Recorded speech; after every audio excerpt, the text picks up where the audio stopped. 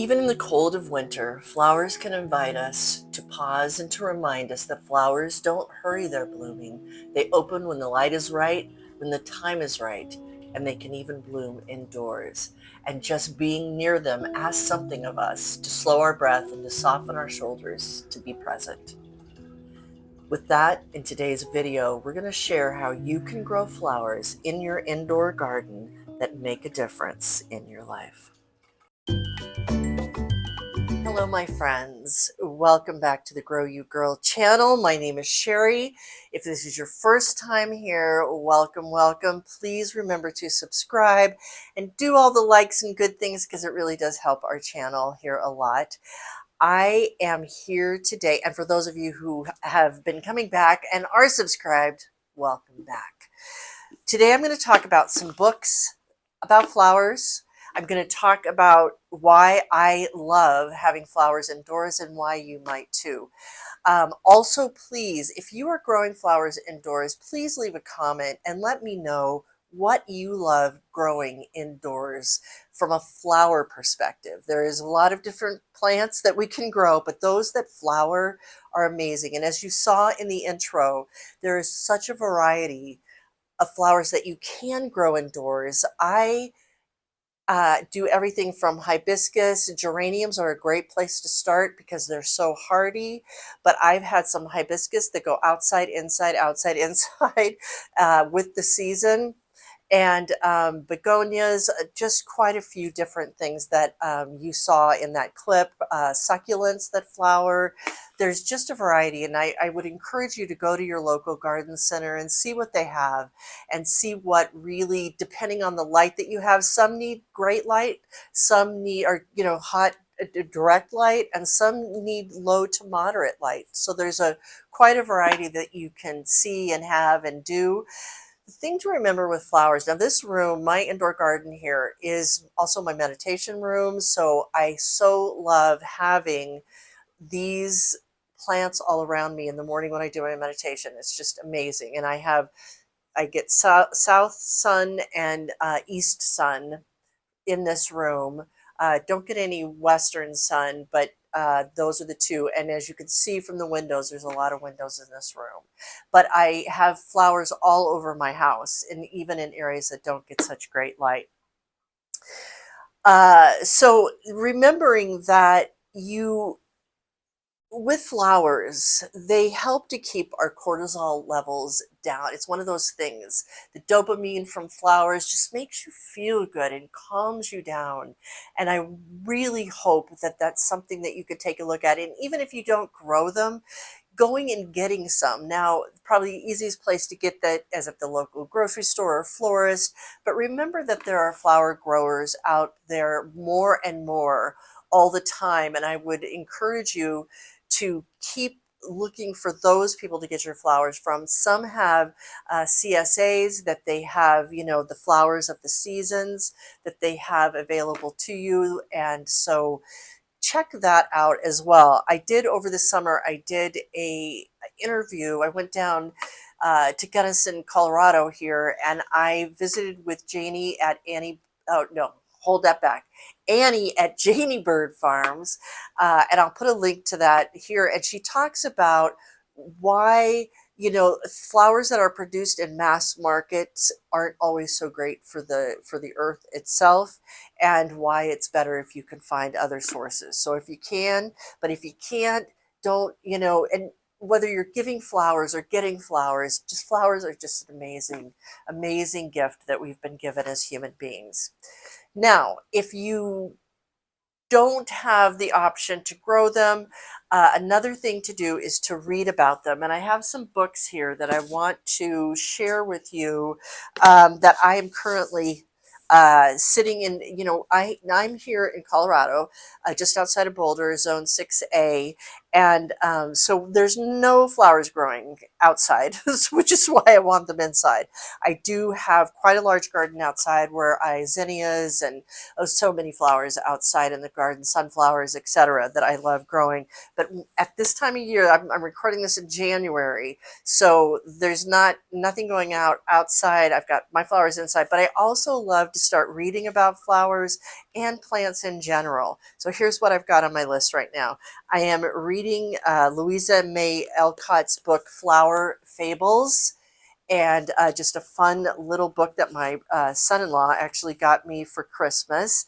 And, you know, fairies and flowers, all that is right up my alley. So enjoying that.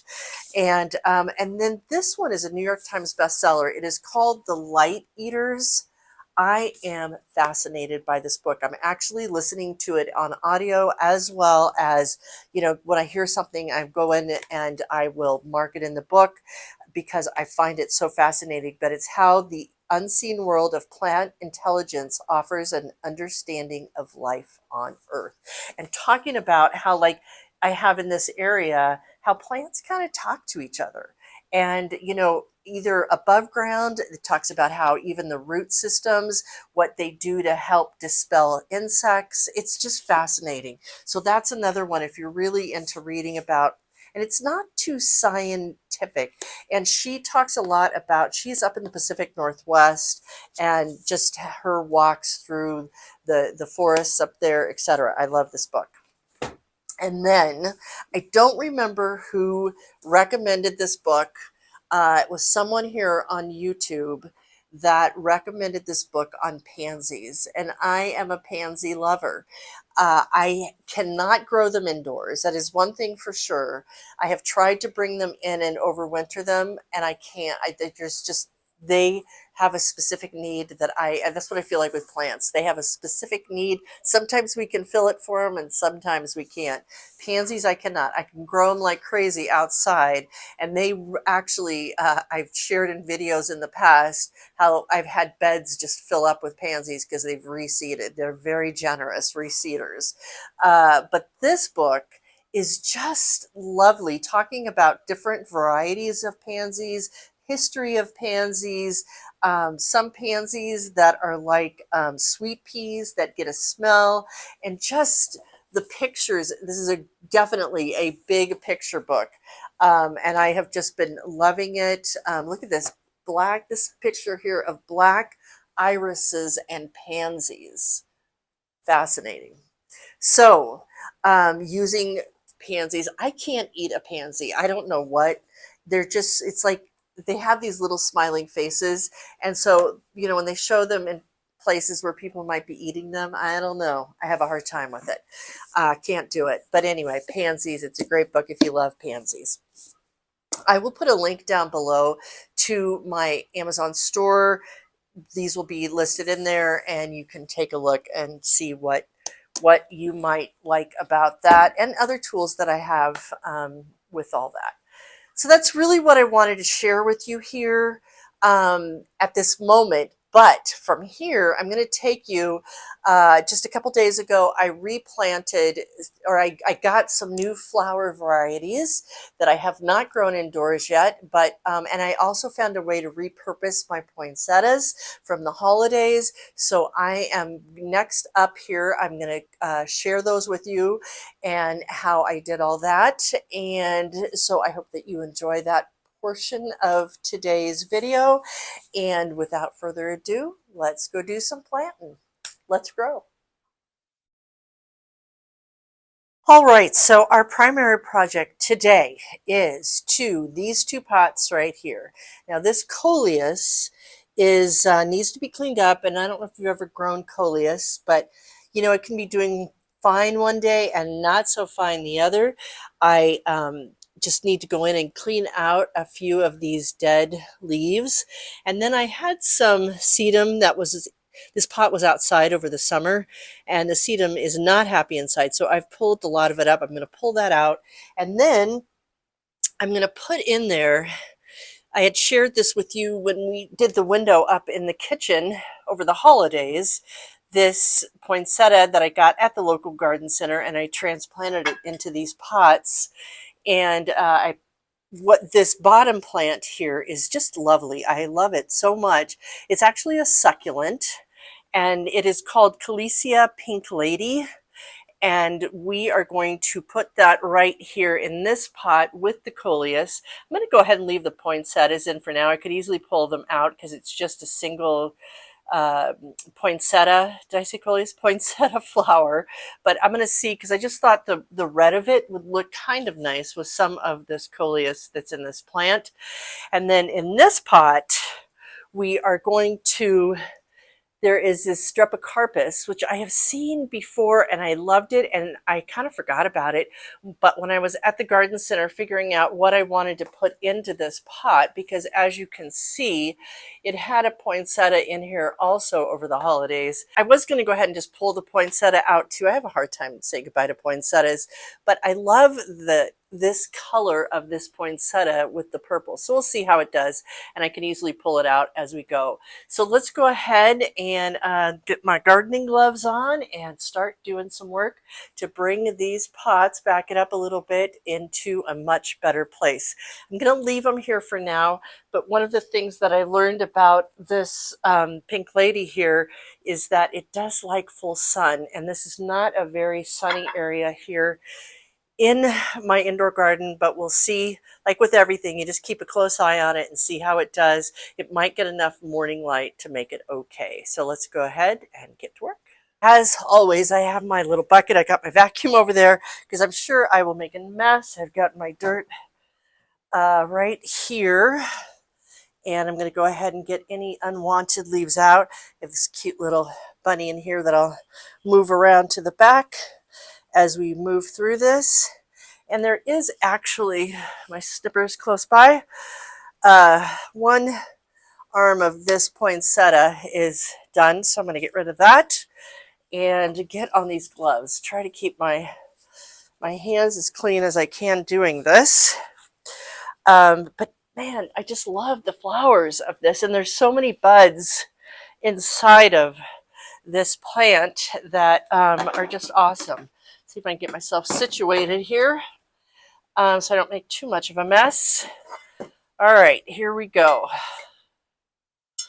Just getting the dirt out, moving around. I have this lemon cypress in here. And the other thing too is I just love the coloring. There was a lemon cypress in the garden center when I went in, and as I was looking at different plants on what I wanted to put in here, and I just loved this up against that. So here we are. I've got a pretty small root ball on this, and I'm just going to tuck this in here, and we should be good to go. Easy as that. And again, if the poinsettia does not last, which I don't know, it's on its last legs, it looks like, it'll be no problem. You know, and most of my plants inside now are on wheels. It really makes a huge difference to be able to get these bigger pots around, because these are ceramic pots and they are heavy. Heavy, heavy, heavy. All right, so here we go. One more Streptocarpus. I've never grown this before. It's also known as lady slipper. Yellow blue eye is the name of it. It's partial shade to shade, so it should do over here. It should do pretty darn good. I am, even though I didn't want to make a mess, I am accomplishing that because I seem to be able to do that very well. All right, so there we go. It is all set, easy peasy as that. And that's the other thing I think too, is really watching. And the other thing that I you know, these were $10 a piece. So I'm really trying to, you know, watch the budget as always. And they were, while there was other plants in there for $25, etc., this was only $9. Here's, actually, I think I'm going to put this, you know, if you've been on my channel for a while, ooh, I just knocked another flower off. Be careful, Sherry. If you've been around my channel a while, you know I love little doodads in my plants. I love them. I think they call it yard art or something like that, but I just love to have little things. So let's go ahead, and I want to put this as close to the edge as possible because it needs good sunlight, as it has shared. go ahead and get the other one in, and then we'll do all the fill-in for it. So I don't want to get it too far under the coleus that it's not getting any sunlight for both of these. Total experiment, I'm telling you. But I'm excited to see how it turns out. All right, so we got this one. Ooh, very small root ball on this one. Okay, all right, and there we go. So I'm just gonna fill this in.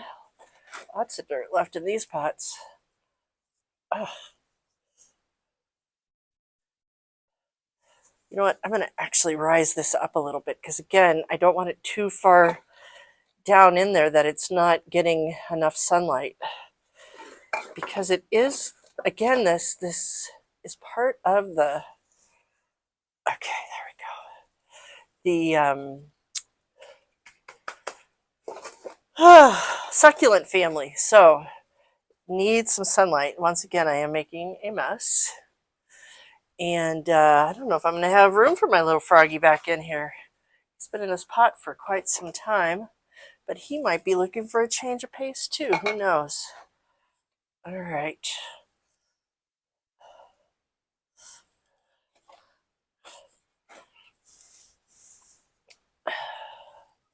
All right, and that is it. And with that, I think most of the big chores are done here. I'm going to water these guys in a little bit, not a lot. And again, I don't know what these poinsettias are going to do, but we shall soon find out. Okay, beautiful. All right, there we have it. And again, I just love how the red of the poinsettia is, you know, the leaves of the coleus, that they really are looking nice together. And maybe we'll just have our little frog. Well, I don't know. I don't know if he's going to have, he does not have room. Maybe he'll just sit on the floor here. Maybe that's what will happen. I'll clean him off and he could just hang out here on the floor. All right, I'm going to clean it up and do the final tour of this room for this indoor gardening session. All right, we'll be back. And as you can see, here is the final results. Couple of things to, let you know that I did get another coleus to put in there. I decided it needed a little filler, so I got this additional one. And then I also took the poinsettia out from there because I just felt like it was a goner. It was losing flowers pretty quickly. So the different flower buds of that poinsettia. So I let it go on its journey back into compost. And these are the results of these flowers. I hope that you can see that there are many ways to put flowers into your room as we go. And that is going to do it for this week. A reminder to plan often and to do it, my friends, with love. Flowers are here to remind us that growth can be gentle, to take that sacred pause and be part of the bloom. Let me know in the comments what flowers you either have right now in your indoor garden or would love to have. I would love to know.